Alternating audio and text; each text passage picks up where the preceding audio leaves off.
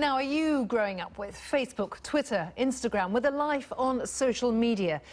Or have you learned to love them? And if so, do you ever stop and wonder how much you're starting to need them?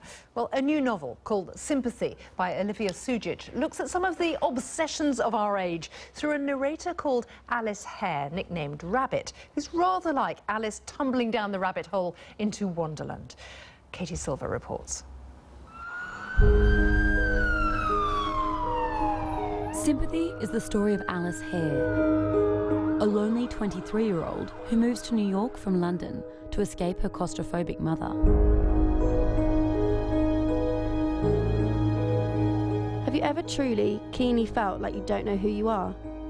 Do you ever do something and think, who is at the controls? Like some mad pilot has locked you out of the cockpit? I definitely do. Dislocated, alone, she goes online and tumbles down into the rabbit hole. I stopped on a bench and contemplated the blank canvas of my Instagram account. I wanted the world to know I was here, not me as I had been, but as self-constructed from bits of New York.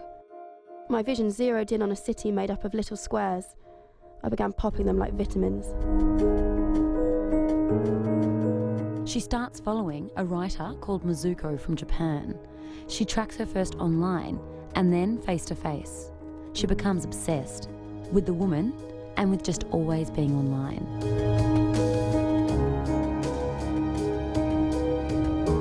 Mizuko was holding her phone close to her face, and it emitted a light around her head, like a halo. Finally, she put the phone on the bedside table and fell asleep. I kept my attention on it. I waited. I nearly fell asleep. All at once it lit up and began ratting on the table. Zzz, zzz, zzz.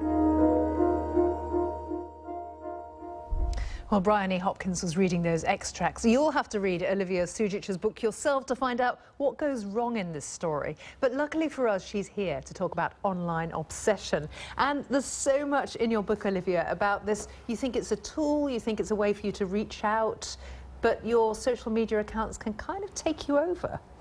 Yeah, I think I wanted not to say that this is a totally new and totally destructive force in our lives. We've always had forms of technology that have shaped our lives, for better or for worse.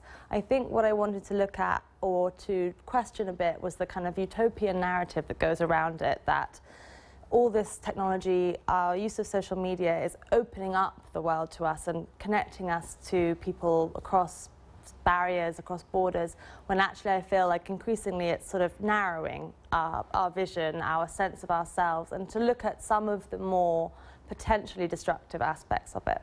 And there are lots of moments in the book where Alice is say she should be asleep, but she's watching somebody going online, they're going off, they're typing, they're not. And that, you know, she's lasered in on her smartphone. Yes, I hope that this will be something people can identify with. Obviously, I've looked at the extreme end of what can happen when somebody who's perhaps already slightly psychologically vulnerable, how the technology that really is designed by software designers to be as addictive as many things that we're addicted to, like, you know, caffeine and smoking, or gambling even. Gambling is one which I wanted to evoke through the way that she looks at her phone like it's a kind of slot machine. What rewards will she get this time? And I wanted to look at the way that in her life there are perhaps other avenues she could have taken, other more intimate sort of relationships she could have had that she's drawn away from by the kind of lure of her phone, which promises a kind of more safe, perhaps more sanitized world than the messy realities that are everyday interactions with strangers. And in that sanitized world, you do everybody constructs the identity that they want to show to the world, like in an Instagram account or on your Twitter feed. You are kind of curating yourself, aren't you? You must have found yourself doing it. Yeah, I think, and that's, again, that's not a new human desire to do that. We've always found ways to do it. It's just that now the scale of that is so inhuman. The audience we might potentially have, the arena is kind of limitless.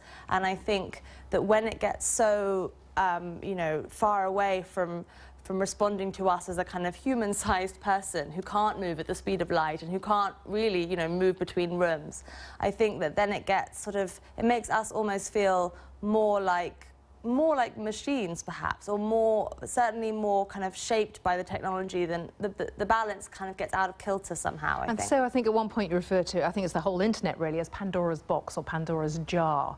You know, we don't know what's flown out, or we're finding out.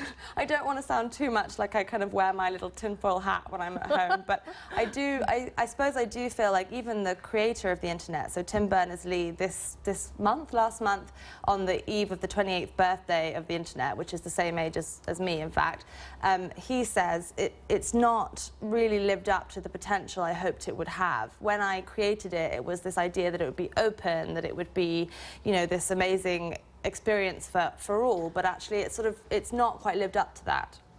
We've got only a few seconds left, but your next book, I know you're writing it already, and the general theme? Well, I suppose the most continuous thread is fake news makes its way in. You're so zeitgeist. Olivia, you'll have to come back and talk to us at another point. Thank you very much. Thank you very much.